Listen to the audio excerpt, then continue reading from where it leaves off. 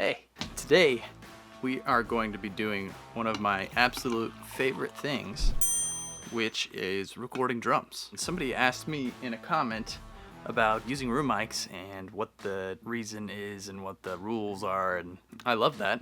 I love room mics, I love drums. I actually haven't taken the time to move my room mics around this room and try out different techniques. I kind of just threw it in the corner and hit record. So this is going to be super fun for me. Definitely one of my favorite things to do.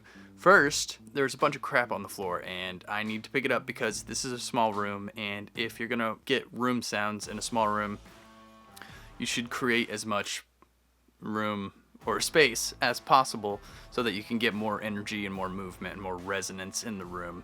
So yeah, let's clean that up first. First, coffee.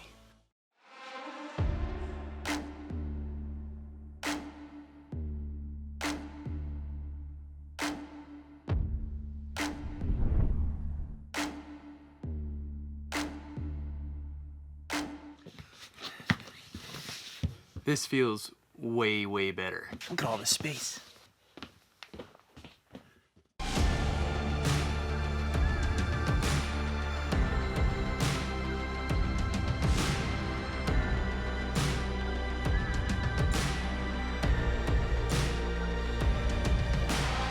Okay, so here's what I'm thinking. We're gonna do 5 positions. The first is going to be a close room mic. We're gonna do close up high, and then we're gonna do far room mic, far up high, okay? So we'll do 2 high positions, close and far. Then we're gonna move the mic down low, about the same height as the snare drum. We'll do the same thing. We'll do room mic low, close, and room mic far, close. And then the last position is gonna be a cool trick that I learned from Dan Wilson's engineer. He actually used it with a U67 and Omni, so it's gonna sound a bit different, but why not try it? The last one is going to be down low, basically an inch off of the floor. I'm gonna put a baffle in front of it. So the baffle is going to be blocking the drum kit from giving the direct transients to the mic. So the mic is gonna be picking up everything from the floor and behind the baffle. All right, let's get this mic into position and listen to the different results.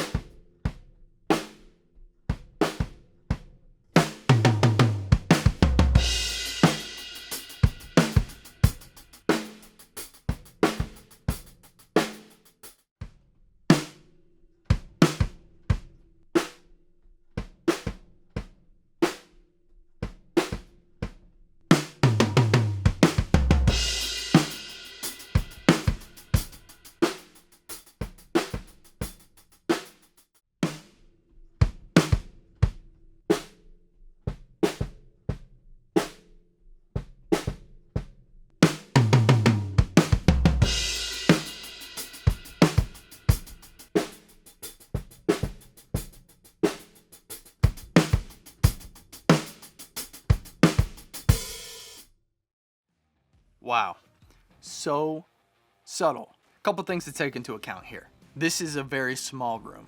All of the walls are pure acoustic treatment. There's literally 12 inches of insulation. Moving the same mic around 3 to 6 feet of a difference is gonna be very subtle.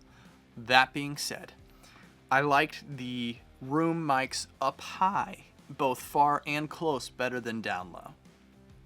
I think if I were going for a bigger, more energetic drum sound, I would do the room far up high. I definitely like that. I think you could tell right from the beginning of the clip that it just sounds bigger and like a bigger room. The room close up high, I think also sounded good. It sounded a little more natural and a little less rock, I guess. It just sounded like a normal, natural, close room mic. I really like that. I wouldn't typically go for something like that, but I think that was good. If the drummer was playing something less aggressive, I think that would be a great placement. Now, the room mics down low, close and far, not for me.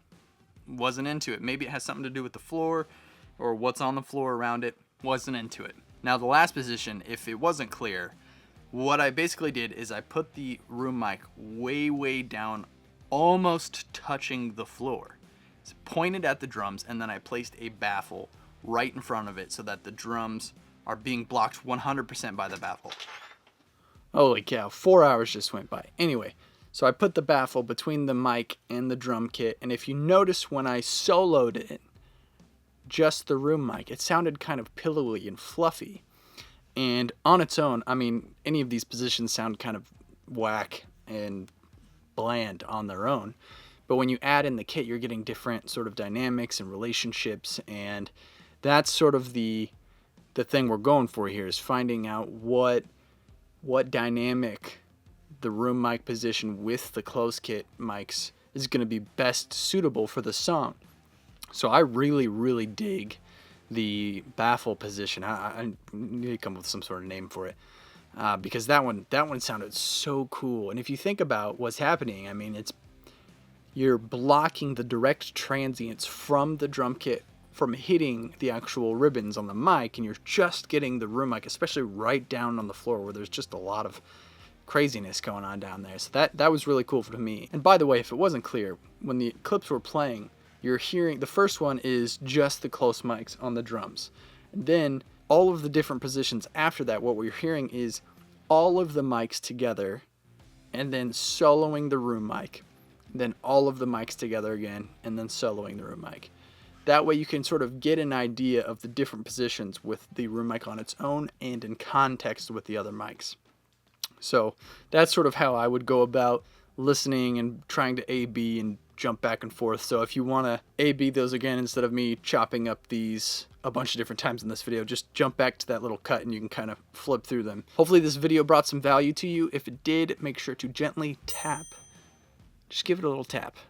The like button for the YouTube algorithm. The YouTube algorithm, I can't begin to tell you how much it loves when you tap that like button.